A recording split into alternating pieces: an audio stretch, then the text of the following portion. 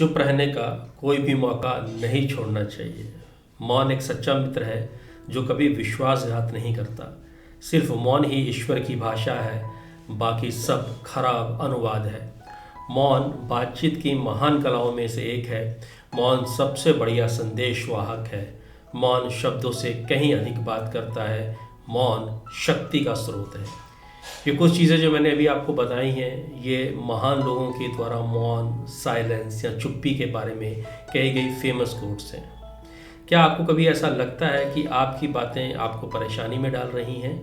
या शायद आपको कभी लगा हो कि यदि मैं चुप रह जाऊं तो आगे के बहुत सारे ड्रामे या झंझटों से बच सकता हूं? आपको लगता होगा कि चुप रहना थोड़ा मुश्किल है। हाँ, सही कह रहे हैं आप। लेकिन यकीन मानिए, ये एक बहुत बड़ी ताकत भी है अगर इसका सही इस्तेमाल किया जाए तो। क्या आप जानते हैं कि ये रिसर्च बताती है कि जो लोग ध्यान से सुन सकते हैं और कम बोल सकते हैं, उन्हें अक्सर अधिक बुद्धिमान, इंटेलिजेंट और करिश्माई माना जाता है। और यह भी सही है कि कभी कभी बात करने का सबसे अच्छा तरीका बात ना करना होता है। पर कहाँ चुप रहा जाए, कहाँ हमें मौन रहना है, कहाँ हमें साइलेंट रहना है, ये जानना भी उतना ही ज़रूरी है। तो आज हम उन परिस्थितियों, सिचुएशंस की बात करेंगे जहाँ पे चुप रहना सबसे बढ़िया विकल्प होता है, जहाँ चुप रहना एक गेम चेंजर हो सकता है। तो आइए चलिए शुरू करते हैं आज की इस बातचीत को कि मौन या चुप्पी कैसे आपकी मदद कर सकती है। जब आपको पता ना हो कि क्या बोलना है तो कुछ ना कहना, चुप रहना ज़्यादा बेहतर है। क्योंकि सबको ये सोचने देना कि आप अज्ञानी हैं, उससे कहीं बेहतर है कि आप अपना मुंह खोलें और सबको आपकी सच्चाई पता चल जाए। तो जब आपको उत्तर ना पता हो, जब आप पक्के तौर पे ना जानते हो कि आपको क्या कहना है, या आपको पूरी कहानी या पूरी बात ना पता हो, तो चुप रहना चाहिए। जल्दीबाजी में किसी नतीजे पर पहुंचना आगे जाकर आपको नुकसान पहुंचा सकता है। यह मानने से आप छोटे नहीं हो जाते हैं कि कुछ बातें आप नहीं जानते हैं। यह तो आपकी विनम्रता और ईमानदारी को दिखाता है। महान दिमाग आइडियाज़ पर चर्चा करते हैं, औसत दिमाग घटनाओं पर चर्चा करते हैं और छोटे दिमाग के लोग लोगों के बारे में चर्चा करते हैं। जब भी कोई गपशप या गॉसिप कर रहा हो तो चुप रहना चाहिए। गपशप में शामिल होने के लालच से बचना चाहिए। ज़्यादातर गपशप में आप कभी भी देख लीजिए, जो बातें हो रही होती हैं वो किसी के बारे में हो रही होती हैं और अक्सर वो निगेटिव होती हैं। यह रिश्तों और आपकी क्रेडिबिलिटी को नुकसान पहुंचा सकता है। तो अगली बार जब भी आपका मन गपशप करने के लिए ललचाए तो याद रखें, चुप रहना एक ढाल है जो आपकी ईमानदारी और वफादारी की रक्षा कर सकती है।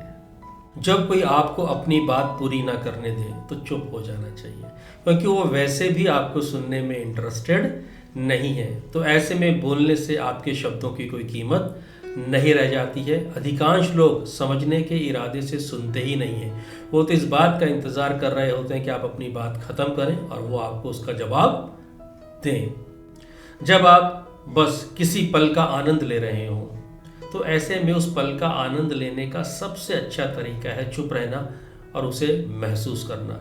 चाहे ये सूरज को डूबते या उगते हुए देखना हो, नदी या समंदर के किनारे बैठना हो, या कहीं किताब पढ़ना हो या खाने का आनंद लेना हो, इस वक्त चुप रहना, मौन रहना इन पलों को और यादगार बना देता है। इसी तरह से जब भी आपको लगे कि कोई आपको जज कर रहा है, आपको क्रिटिसाइज कर रहा है, चुप रहिए, क्योंकि अपने आप को डिफेंड करने से बात और बढ़ सकती है। Journal of personality and social psychology में ये कहा गया है कि आलोचना का मौन से जवाब देने से तनाव को कम किया जा सकता है और आलोचना का ये सबसे बढ़िया जवाब होता है। इसी तरह से जब शब्द आपकी भावनाओं को व्यक्त ना कर पाए, जब आप अपनी भावनाओं या उद्देश्यों के बारे में निश्चित ना हो, तो चुप रहना चाहिए। कभी कभी गहरी भावनाओं को व्यक्त करने का सबसे अच्छा तरीका मौन होता है। एसोसिएशन ऑफ साइकोलॉजिकल साइंस ने ये पाया कि दुख के क्षणों में मौन शब्दों से ज़्यादा सुकून देने वाला हो सकता है। जैसे जब आपके किसी दोस्त ने अपने किसी खास को खो दिया हो, तो आपकी मौन उपस्थिति किसी भी बोले गए शब्द से कहीं ज़्यादा शक्तिशाली हो सकती है। इसी तरह से जब कोई आपके साथ अपनी फीलिंग शेयर कर रहा हो, ये बताना चाह रहा हो कि वो कैसा महसूस कर रहा है, तो शांत होकर सुनना चाहिए, चाहे कोई बुरी खबर हो या अच्छी।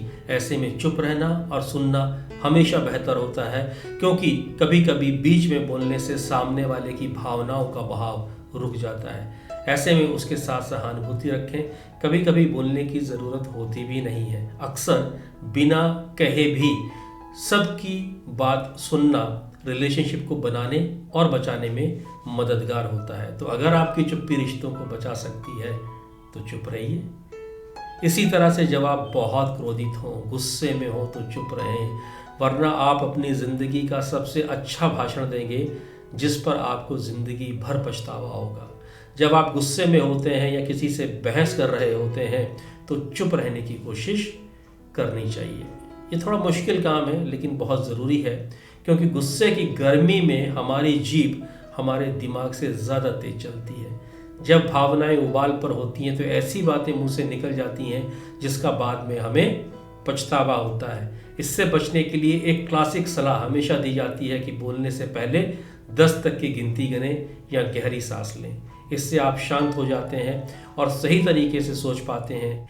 ऐसे समय में चुप रहना अपने किसी खास को बहस के दौरान चोट पहुंचाने वाली बात कहने से आपको रोक सकता है। इसमें एक और ट्रिक जो बहुत आपके काम आ सकती है, जिसको कहते हैं पॉज लेना। बातचीत में थोड़ी देर के लिए जानबूझकर शांत हो जाना, चुप हो जाना, यह बातचीत का अंत नहीं है, बल्कि यह आपको और मौका देता है कि आप उस बात को और गहराई से सोच सकें, आप अपना टाइम ले सकें उसको रिस्पॉन्ड करने से पहले, उसका जवाब देने से पहले। किसी भी स्पीच या बातचीत में ये सबसे शक्तिशाली चीज़ होती है। इवन प्रेजेंटेशंस के दौरान भी आप इसका बहुत बेहतर तरीके से उपयोग कर सकते हैं। बड़े और सफल पब्लिक स्पीकर सस्पेंस या प्रभाव पैदा करने के लिए भी पॉज लेते हैं। ये सिर्फ कुछ सेकंड्स का होता है, पर इसका इफेक्ट, इसका प्रभाव बहुत ज़बरदस्त होता है। ये बहुत ही आजमाया हुआ तरीका है। तो अगर आप पॉज लेना भी सीख जाएंगे तो आपको चुप रहने में बहुत मदद मिलेगी। याद रखिएगा, कभी कभी चुप्पी शब्दों से ज़्यादा ज़ोर से बोलती है। कभी कभी सबसे प्रभावशाली बात जो आप कह सकते हैं वह है कुछ भी ना कहना। तो मैं उम्मीद करता हूँ कि इस वीडियो से आपको ऐसा कुछ मिला होगा जो आने वाले जीवन में आपको मदद करेगा। अगर यह वीडियो आपको पसंद आया हो तो इसे लाइक शेयर ज़रूर कर दें, और ऐसे ही और वीडियोस देखने के लिए चैनल को सब्सक्राइब ज़रूर कर लीजिएगा अगर आपने अभी तक ऐसा नहीं किया है। अपना ध्यान रखिएगा। अगले वीडियो में फिर आपसे मुलाकात होगी। शुक्रिया।